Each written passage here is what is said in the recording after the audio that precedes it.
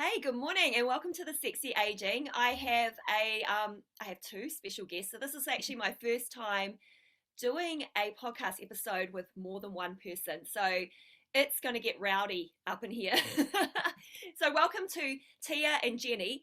If you've listened to my podcast in the past, probably about a year ago, I did a podcast episode with my sister Tia, and we talked about living with an inflammatory disease or disorder. What do you call it? I always get the words wrong. Autoimmune condition. Yeah, Autoimmune condition, yeah. and with perimenopause, right? So we sort of touched on some challenges around that. And then today, I have the pleasure of having kind of my other sister Yep. also in the interview, and we are celebrating Pride Month. So, but before we get going, happy Matariki. Happy Matariki. Matariki! Woo! And kia ora koutou, Yeah, everybody. yeah, from Yeah, Aotearoa, New Zealand, and it's a really important holiday for us because this is the first official Indigenous holiday that we're celebrating as New Zealanders. So it's really special. And this morning it was a beautiful starry sky, and if you were up early enough, you would have been able to see the beautiful nine collection of stars. So it does feel really special, this public holiday. For some yeah, reason, it's got that nice, just that real celebratory feel around how far we've come, really. Yep, absolutely. yeah. So, I've just been learning a lot about Matariki, especially through my son. Yeah, yeah. So he's at a bilingual school, so they really do celebrate and embrace the Māori culture at his school. And so I've been able to tap in how they're teaching kids about the specialness of this day, Matariki, and then I'm trying to navigate my own feelings around what it means for me. I'm non-Māori. I'm married into a Māori family, so I do embrace everything I can learn. And I was going to ask you, ladies, so what does Matariki mean for you? Do you want to go first? Do you No, want me to you go go first? first, yeah. I just feel that it was always something that needed to be acknowledged and needed to be celebrated, and we're finally there. Like I kind of felt like we've come to this point in our journey as a nation, and just recognizing the essence of just our mixed culture, and and I just kind of feel like it's just like this big sigh of, whew, finally we've kind of caught up and acknowledged and celebrating something that's really unique to our country. So that's, I guess it kind of means just, and just catching up on with history and acknowledging it. That's how it feels for me. Yeah, Yeah, I think too, Jenny? like it's really important, I think as well with the whole the culture aspect. Like now, today has been spoken in schools, and it's really encouraged in workplaces, and learning about the culture, and that's really amazing. And it's something that should have been a long time ago, but now, should have been done a long time ago now, but it's yeah, everyone's really Mm, embracing it, and I think it's really cool. It's really yeah, it's really lovely, and it's a beautiful language mm. as Yeah, well. So I'm really proud to be a Kiwi, and really proud to be a New Zealander, and just learning, yeah, yeah, having that now, like in everyday language, like whether it's writing emails with Mm. some te reo in it, and speaking it sometimes. It's really cool, yeah. yeah. I've really noticed it too. Obviously, being away for such a long time, then coming back into New Zealand and seeing the prevalence of the language, it's everywhere, and the embracing of the culture from, particularly through non-Māori people, actually, because I categorise myself there. I do have the privilege of family. And I can tap into that. They're all fluent Te Reo Māori speakers and teachers. So if I want to go further, they're like waiting for me to step into that space. But it is amazing that it's just everywhere and everyone is enjoying, celebrating this Maori New Year. Mm. So I compare it very similarly to, say, Chinese New Year or Hari Raya. So coming Mm. from, Malaysia, they celebrate all those milestones in those cultures. And so when you say it's really amazing that we're finally celebrating and recognizing it in New Zealand, I feel the same way. Now, personally, I'm like, okay, so what does it mean for me personally? I just have read and seen so many beautiful ways of expressing what the Maori New Year means. And so what I've taken on board is, first and foremost, it's a mid-year stop, right? Because we're always rushing. And I'm definitely one of those people, so guilty, never patient, never stop to enjoy the moment of something that should be enjoyed or celebrated. So this, mid-year stop, hard stop in the middle of the year. And you mentioned it, Jenny, take a breather. Like, I just felt like I slept in this morning. I was half an hour late for you girls. And I'm just like, nah, I'm going for a walk up Mount Maunganui. And I'm going to enjoy the beautiful view. It's an absolute stunning day, absolutely freezing, but stunning. And as I'm walking around, there's all these families and everyone really embracing the stop and breathe it all in, And the next part is just reevaluate the year that's gone past. So this is what I've been learning from Sol, my son. Reevaluate the year of the things that happened. And as we were walking to school yesterday to celebrate Matariki at his school, he was telling me all the things that he thought about over the past year. And it got me really thinking that's super special that he is reflecting, and I thought, I think being able to have these conversations on podcasts has been an incredible reflection for me, and an amazing learning and education. Writing the book, my menopause memoir, telling my story, just reflecting and celebrating. And I really don't feel like I'd done that. And experiencing life in a pandemic has been a huge experience for everybody. Everybody's had, I guess, different difficulties and different ways of overcoming things, but it's a once in a lifetime thing that we're all experiencing together, which also allows time to reflect on. Far out, 2 years ago, it was announced in the news that, New Zealand was going to be in a complete lockdown, and globally this looked the same across, everywhere. And this was, it was just surreal. And how we've all started to normalize living within a pandemic has shown that level of reflection. Yeah. Hey, great chat on Matariki. So I hope that for anyone listening that they can sort of maybe learn a little bit more about our culture in New Zealand. But today, the podcast episode, segue, is we are acknowledging Pride Month. Yes. And I was just feeling like, hey, a really unique situation when it comes to midlife and the challenges of menopause is when you have two gay women in a relationship, and how do you manage everything, the maelstrom that comes with menopause. So I have some questions, but I'd like to introduce my guests. So I've already mentioned that we have my sister Tia Minnoch here, and her beautiful partner Jenny Grant. And thank you so much for joining me on this conversation today. I always get an education when I come in the podcast. So one of those educations is I often get the words wrong. So I actually think I represent a lot of people. So I'm totally open to being corrected. Right? So if I get any words wrong, please go, okay, so we actually say this. All right? Yeah. So gay couple, am I good? I like to just put myself in as part of the rainbow community. Personally, like I think for me, I feel more comfortable saying, like, I'm a gay woman or I'm a lesbian woman or anything like that. I think, if you wanted to kind of simplify things, I'm actually okay with that. I don't have any, particular preference to, to being called gay or lesbian or whatever.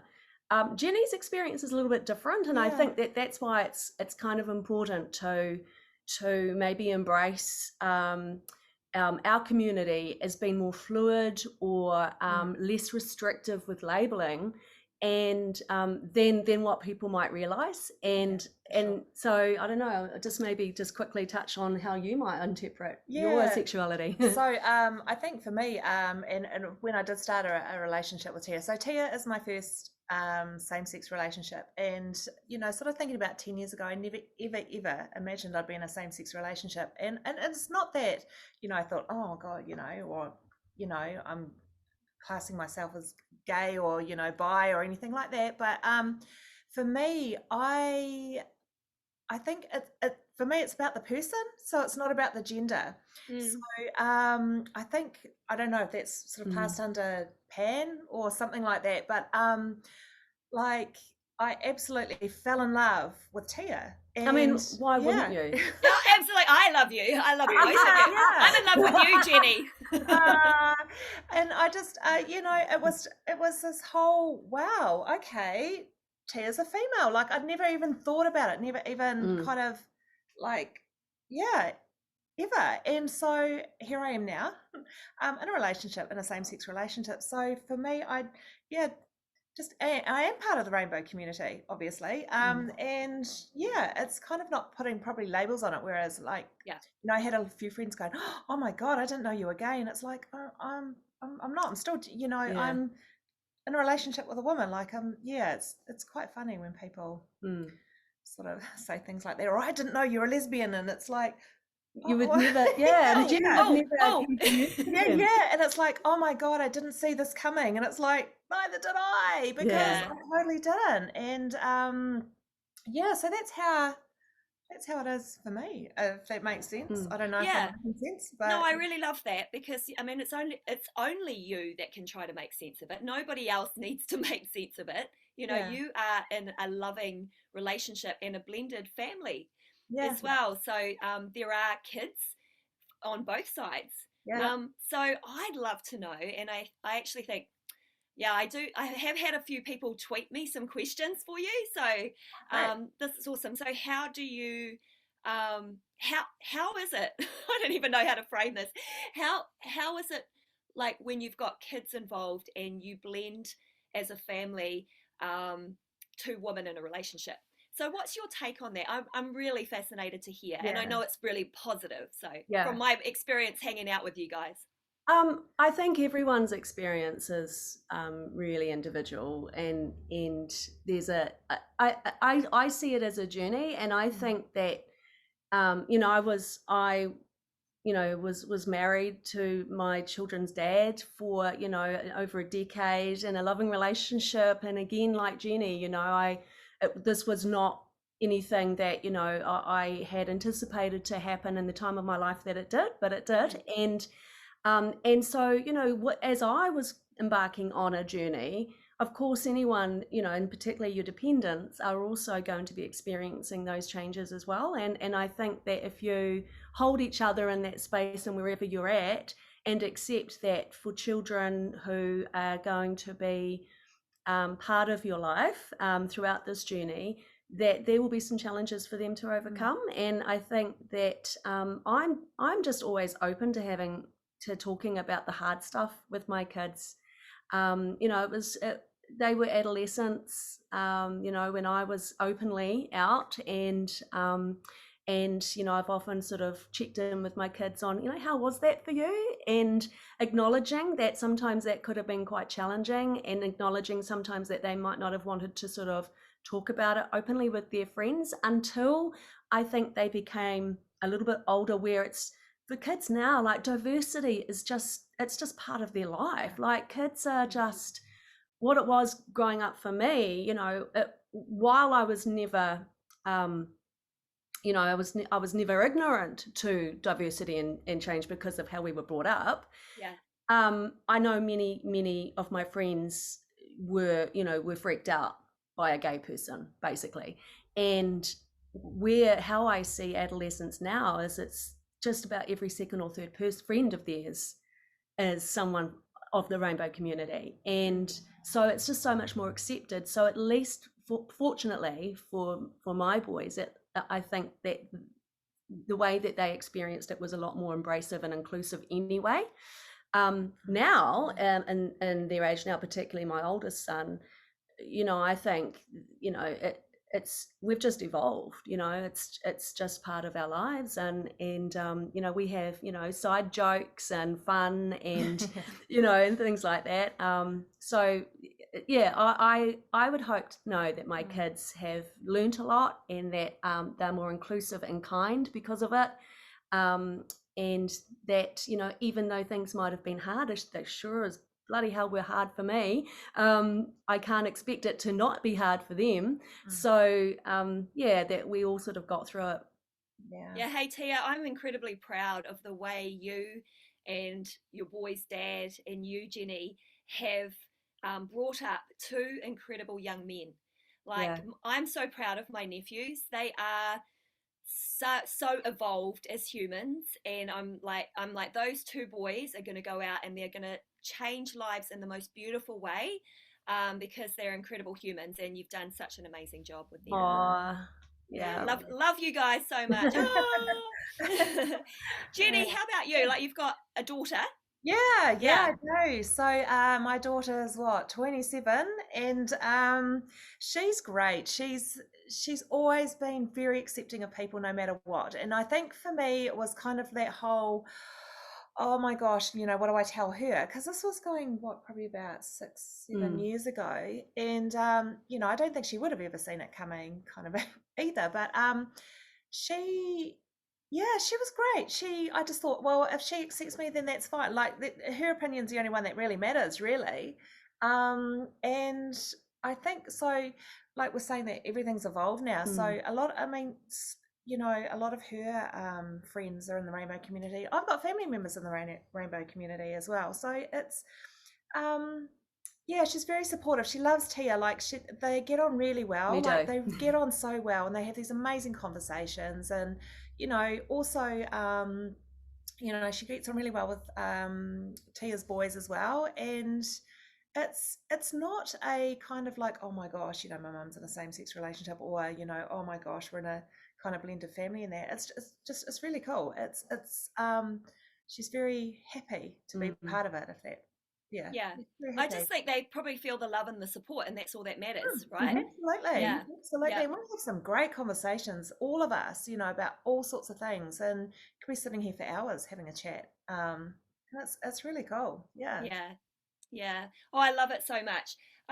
So I want to talk about, this is actually a really unique situation, and because we are starting to talk about menopause, right? The M word. I heard that yesterday. I was I was on a call with someone that works in HR in New Zealand, and he was appalled that he heard from a top leader that, oh, so we're going to talk about the M word. Yeah, we're going to talk about the M word. So one of one of the really unique situations is when uh, a gay couple, two women, are living together and going through menopause, right? Yeah. So Totally. yeah, I just want to get your take and insights on that. So who wants to go first? Well, we had a quick discussion on how we would approach this. So I'm going to describe what I observed in Jenny's journey, Yeah, and she's going to describe what she observes in mine. perfect. Because I was actually going to ask you to do that. Yeah. Oh, cool. Oh, yeah. Only because I think if you're living with someone, you might see things that they don't know is happening to them.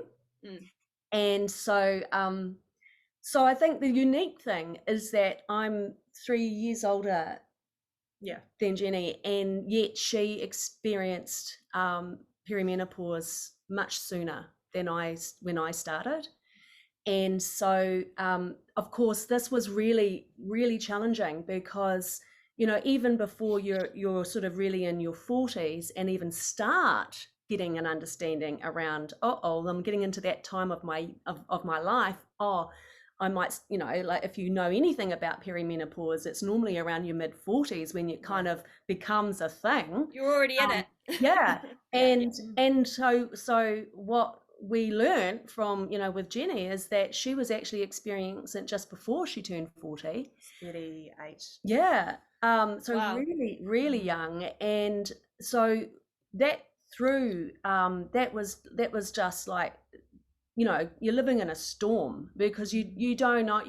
I didn't know. I was like, I don't know what I fucking signed up for in this relationship. This is cray, you know, like, like what is this? Yeah. And, you know, absolutely deeply loved her, absolutely, you know, madly in love with this woman. And yet, you know, the emotional dysregulation and the, you know, and the depression, the lack of confidence, and then like you'd get these hot flushes, and we were thinking diabetes or you know what is going on.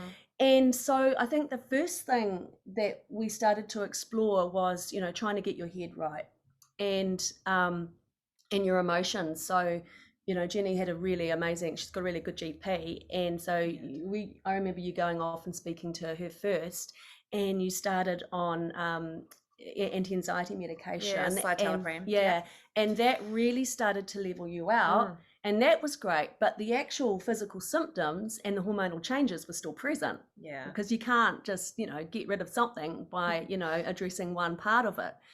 And so that continued on for a wee bit longer. And then because you were so young, your GP did order a panel of blood tests to see what was going on hormonally. And that I remember your GP calling you and going, Jenny, I'm just interested. I think you're actually perimenopausal. No, post-menopausal. I think you're you're postmenopausal. And that, I mean, the light bulbs just went on everywhere. and so just kind of knowing, you know, that there was this was actually really happening and it was real. You know, partly I felt really terrible because, you know, because her and I didn't know that this was actually happening for her. You know, you kind of think, you know, the behavior and the emotions and the erraticness, although it wasn't every day, but it was, you know, spontaneous. You just feel like you're being attacked, or you feel that, you know, you're not good enough in the relationship, or it's not working. You know, you just go through all of those types of things. And so when you actually finally know what you're dealing with, you're just like, okay, now we can actually start working towards actually addressing this. So that's kind of where you're at now, and then maybe talk about your journey further from there. Yeah, well, I mean, you know, sort of thinking around 38, I could have, you know, I don't know, I was starting to think, what the hell was wrong with me? Yeah. I'm dying. I've got dementia. Well, it's funny because I actually got the brain fog, and, you know, people would come up to me and I'd be like, oh my God, what's your name? What's your name? I've known them 25 years. Yeah. And I was like, that's the worst. It is. And then they look at you like you're on some planet. And then, but I think for me, it was that whole kind of personality change where I was, you know, the most sort of kind of calm. I was, you know, I turned into this monster. I was like this most neurotic, oh my God, erratic person. I felt so sorry for Tia. And I just, you know, there were days where I just felt, everyone did feel sorry. So I would come home and I'd feel angry, and I'm like, why am I angry? And I'm like, I don't know. Then I got angrier because I felt angry, and I had no idea why I was angry. So I used to go and shut you know, myself in a room, and or that's when I did smoke. So I'd be smoking a lot because I was like, you know, what the hell's wrong with me? And then I thought, is it depression? Am I depressed? Like, what the hell's going on? And it was awful. Like my patience level for people just, you know, and I know that it did affect a couple of my friendships as well, because I was like, at that time I was like, I can't deal with idiots. I'm not going to deal with you. Like, I don't care that I've been friends with you for so long, but, you know, as soon as, like, you know, someone had said something wrong, or that whole, you felt like, you know, they'd been disloyal to you. Become so sensitive. I just cut them off. See you later. You know, you're dead to me, basically. I've heard this a few times, and that's probably one of the biggest heartbreaking fallouts of menopause that people don't often talk about is, and then, I mean, it affects relationships and marriages. So what you're talking about actually, you know, with marriages of a man and a woman, and they're going through the same thing, and the poor guy doesn't even know what the fuck's going on. He doesn't. Right?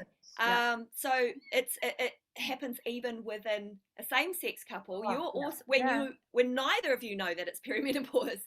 Yeah. Right, it's crazy. And then of course the relationship losing friends thing is just so painful, you know. It really is. It really is. And you almost like you have to grieve that loss. It's like someone's passed away and Yeah. stuff. But they so what they thought may have triggered the start of my menopause is like a big emotional trauma that happened. And because I lost my dad, and my dad was he was my hero. He was everything to me, and I really struggled with that. And I think that was kind of the start of it. So it kind of made sense to me. But yeah, hey Jenny, there is more research coming out now that does indicate that trauma can trigger early onset of perimenopause. So it is something to sort of put a pin in and look at more research and more studies. And the good thing is these things are starting to happen now. So you and I often send each other things that that we've seen. That's good. So I think that was the kind of thing. But I was just this awful person. I just was like, what the hell? Oh my God. I'm surprised I had friends. You weren't an awful person. I felt like you were a woman, a menopausal woman. You didn't know you were menopausal. No, so, I felt like I was. And so when I went to my doctor and she was like, whoa, and after the blood test and going, this is what's happening. I was like, oh my God, I just almost wanted to cry with relief going, holy shit, okay, I'm not going mental. Like, I'm not awful person. I'm not going to have no friends or no one like me for the rest of my life. Like, this is the actual thing. And for me, it was like, since that day, I've been really honest with people as well. And just saying, hey, I'm going through menopause. And I'm like, what? You're too young? I was like, no, I'm not too young. And so it kind of gives me that, not excuse, but if I'm a bit short with people and that they can understand. And I always joke and go, oh yeah, it's my patch day. I haven't changed my patch, I think with I was really scared to go on HRT, and because there was that bad press in that New York Times. Back the Women's Health Initiative, and right? The results came out before they looked at the full study, blah blah blah. And I was like, oh, my dad died of a stroke. I'm gonna, it's gonna happen to me, and I don't want to go. I don't want to put these hormones in my, And so my doctor, she's just amazing, and so she, didn't talk me into it or anything like that, but was listening to one of your podcasts, and it was like, holy, I can't remember the name of the person. Sorry, Dr. Rebecca Lewis. Yes. Yeah, because that was my education as well. Yeah. So what you're hearing is me asking from a place of I don't even know what this is about. So can we talk about it? Yeah. Absolutely. So we listened to that on the way, and I was like, right, I'm ringing my doctor and I'm going to try HRT. And it was like, you were like, and your doctor was stoked for you. Yeah. She was like, I'd be so keen to know how you feel. She was like, she couldn't wait to get me in there. And I went on it, and it's a personal thing going on HRT, but honestly, it's changed my life. Holy, it's been amazing, hasn't it? Like, yeah. I just feel like my old self. I don't have to dodge flying on jets anymore. Oh, I'll jets at you. There's none left. No, they're all broken. I've put them all away. Yeah. Oh yeah, the heavy ones we've moved to the side. Yeah, out of harm's way. And one of the things that we know, Jenny, is with I know I'm calling it MHT now, so menopause hormone therapy. Oh yeah. Okay. Yeah. I mean, it has a range of names, but I've just decided I'm going to stick with that one, and it's the same thing, HRT. Yeah.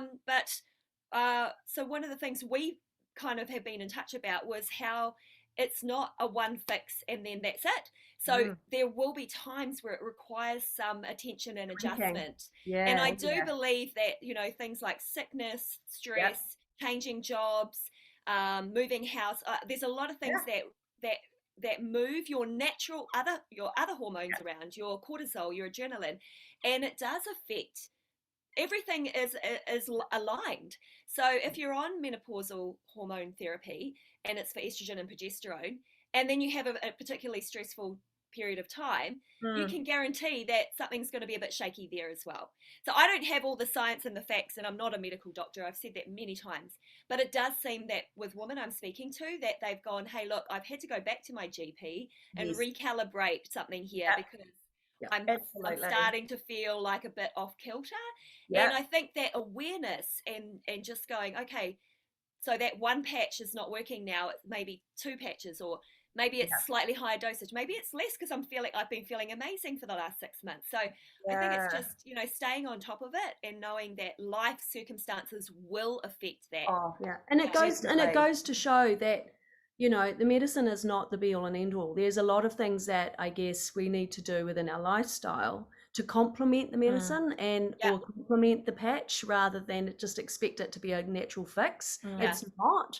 It's something that enables you regulates your hormones, and then everything else that you do around your lifestyle makes a difference to that. So of course, if there's anything that takes you, that I guess interrupts what you're doing to sort of keep yourself in alignment, then you will notice some changes, and you'll need to tweak that. And you've done that. I've done that. Like even with my weight. Oh my God, menopause and weight gain. Just I've probably since given up smoking and going through menopause, I've put on a good 25 kilos. But that's okay. Like I'm not, I'm still healthy. But the weight gain has been a thing for me in increasing my estrogen.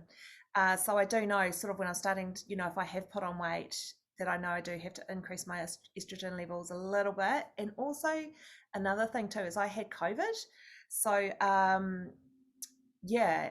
got that in April, and then after like for 6 or 7 weeks, the fatigue was just awful. And I went to the doctor because I said, I'm not sure if having COVID affects estrogen or, your estrogen. And she put me on higher patches. Because you're inflamed. And so COVID is an inflammatory totally disease. Absolutely, and so because I was at the stage where I was having naps at lunchtime at work, like I'd sit half an hour and have like these, and I was so tired, it was awful. And so my HRT patch was increased, and honestly it's been great, so I'll keep going with that for a while until I feel like I need to change again. But I'm just really glad that there is that there on that option there of people do want to take it. For me, it's been a lifesaver. It's been a lifesaver for me. It's been a lifesaver for you and my friends and family and everyone at work, and you've still got 2 friends. I'm actually a nicer person now, and it's funny because I remember saying we had some young guys at work, and we're joking, and because I'm quite open that I'm going through menopause and everything like that. I just think it needs to be talked about openly and honestly, and I always joke, what they'll go, watch out for me, but they were saying, oh my God, menopause. I was look, I'm just preparing you, so this is what's going to happen when your wives or your girlfriends and that stuff, like you have to be mindful that this is going to happen. So you may have a girlfriend you love with all your heart, and then as soon as she hits 40, you're just going to really start questioning her. Starts running after you with a knife or something, like what's going on. But it's I'm pretty open and honest about it, and talk about it quite a bit. And so what do you know about Tia's experience? Because Tia sort of has shared quite a lot, and obviously how it affected her. So let's get it back to, what do you know about Tia's experience with perimenopause? And obviously, Tia, you're in a situation where MHT isn't really something that you're considering at this stage because of your autoimmune deficiency. So I'm not, I guess technically I'm not the best candidate to take MHT, although I'm certainly not opposed to that. I think if I could, and there was enough data to say that I would, that I could, I definitely would consider that, because of course, there's only so many things I can do in within my lifestyle that'll actually make a difference, and I think that the MHT could, improve that for me.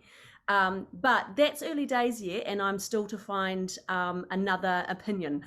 So if I need it, I will scout out enough data and enough research and enough opinions from various doctors to be able to make that decision myself. So I'm not quite there, but we'll see what happens. That's awesome, Tia. Watch the space. It's coming thick and fast, the information, and even here in New Zealand, like we're getting some really, really good research and information pouring into to help GPs navigate how to help all their client base. So it's pretty exciting. So Jenny, Yeah. Spotlight back on you. Yeah. Shine it on Tia. What do you know? Well, I mean, just sort of probably the last year. So Tia's been really good. But sort of in the last year, don't she's worried about what I'm going to say. So the one thing we did do, and this is probably this is a suggestion to people that are going, well, I guess, going through menopause, especially for two females. So we bought a super king bed simply because we both started getting hot flushes and just our sleep was just terrible. So it's basically, we're in single beds but in the same bed, if that makes sense. Yeah. It's been an absolute godsend. So yeah, I have noticed with Tia,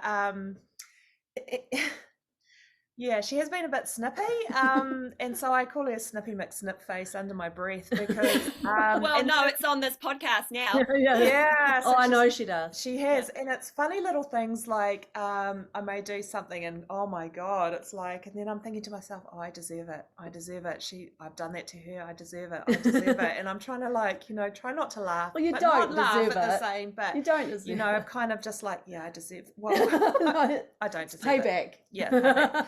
Total payback. But so Tia, yeah, it is a different story, and what's been really, really good is that I think for her, just seeing me go through it as well and knowing what to look out for, and also how to manage your symptoms as well, and having lupus, it has been tricky, like for MHT may not be an option, so it is for you in particular, like keeping yourself healthy, like eating well, exercising, making sure you've got a good sleep. And like lately I've noticed with Tia, she's not getting great sleep.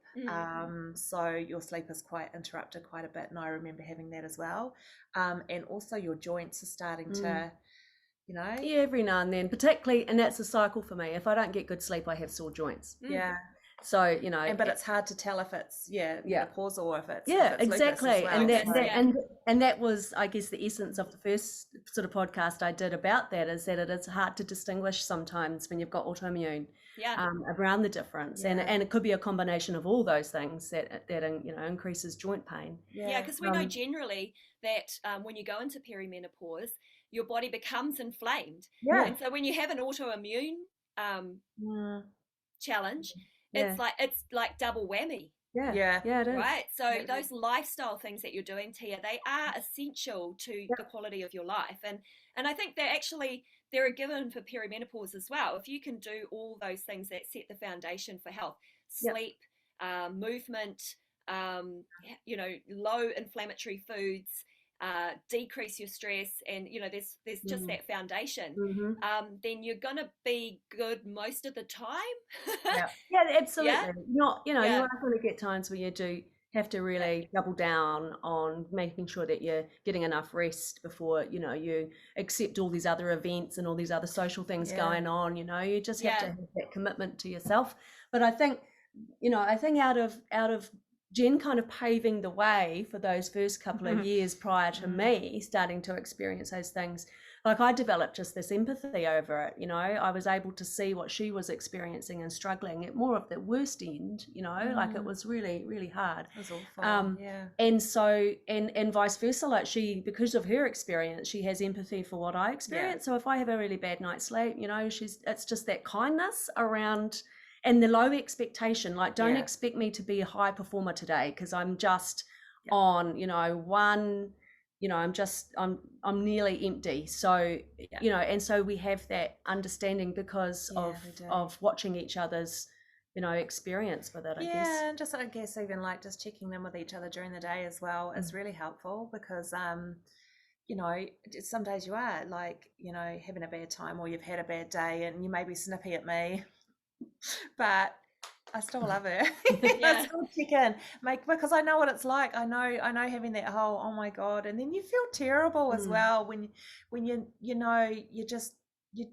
feel really bad when you just hit out or you just not hit it physically, but with words or something that you in frustration or and it's not really directed, but it's always because you're the closest person. It doesn't. It's the person you kind of. And I also think, I also think, unless you know what you're going, what it actually is that you're experiencing, I think, we also underestimate that there's a whole lot of other things going on beyond that anger. A lot of it's fear-based. Some of it, I was just about to talk about that. it's Yeah. fear-based because you see your world changing around you and you don't know how to stop it, or things are happening out of your control, and you know, and also, underlying that, there's a huge lack of confidence. Women who have been, able to manage households and have, really high functioning careers and all of these things, they start to see that world they almost feel like they're just dropping the ball all the time, and that creates I guess a cycle of low confidence and then self-sabotage. Well, I'm going to stuff it up anyway, so I don't really want to try anymore. Or, you become unmotivated because you're not really seeing the same level of success that you might have experienced earlier. So, I think underlying of all of that anger, that frustration, is the fact that these things are happening to you almost spontaneously sometimes. There's so many things going on, and you just don't know how to control those aspects of your life like you're so familiar with in your 30s and your early 40s. Yeah, absolutely. Hey, you brought up the word fear, and this is sort of one of this is where I want to take the end of the podcast, our chat today, into a really cool place. So as we start talking about menopause and all the symptoms, and we're starting to open up as a community, culture, and globally, the conversation, I believe, is starting to really open up. It's coming with a lot of negativity, right? So obviously the symptoms are difficult. Yes, they create challenges in our lives, but it's also a really unique place to reevaluate, I believe, what's super important to you. You've got maybe another 50 years ahead of you. This is not the end. So for both of you, what has been the biggest upside around this time of life? Now that you know that you're in the menopause transition, what is the biggest takeout, and what are you most looking forward to?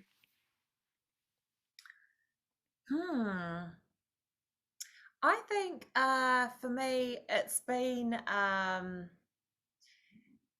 learning to love myself again, and having that this is a something that's happening, and learning to live with it, and learning to appreciate small things as well. And like waking up this morning and seeing the Matariki stars and those kind of things, and stopping and taking a breath and all that. But having, I think, confidence as well, that you're not the only person in the world that is going through this. There are so many people, and you're not alone.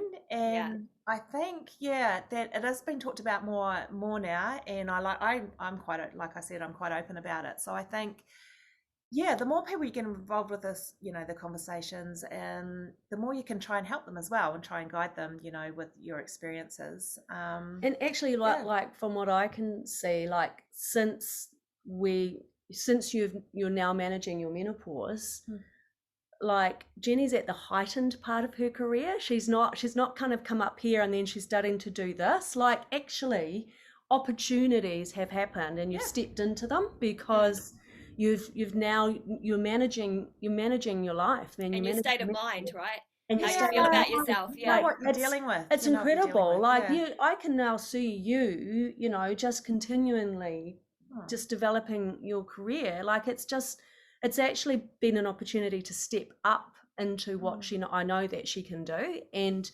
I think, for me, I've been able to really reflect on where my career has been in the last 25 years, and not move out of the industry that I'm in, but change where I am, because now I know what my strengths are. Like now I know where I can add the best value, and the types of things that I want to be doing moving on, and as a woman of my age. Like I've done all of the other bits apart to kind of develop the career that I have now, but now I'm taking a big step into a slightly different area. And like, that's for me, to kind of get there, you have to go through those times of feeling unconfident and feeling reflective, and then and trying to manage the niggly symptoms and all those types of things. And it's quite empowering when you actually go, yeah, I'm a woman with menopause. Watch me. Watch me, You hear know? me roar. Yeah. Watch Yeah. this. You Yeah. know, watch this. We can do this. I And love this, Tia. I think yeah, everyone's going to be it's so uplifting to hear that, and I can see what's happening for both of you, and I like, applaud don't both of you. underestimate me, bitches. You know, like Yeah. it's just it is that you get to Yeah. a place where you've done all of that soul searching, and Yep. you may have you know changed your social circle a bit. You know, we've Yeah. gone from having lots of acquaintances and all those things. I mean, I don't think this is unique to menopause. I think this is just life and journeys, and as you grow and change, you know, your social circle becomes a bit different. Yeah. And so, you know, I'm really happy just having a small group of really close girlfriends because they're real with me. They Yeah. call stuff out. We, you know, we have that real sense of I guess community together.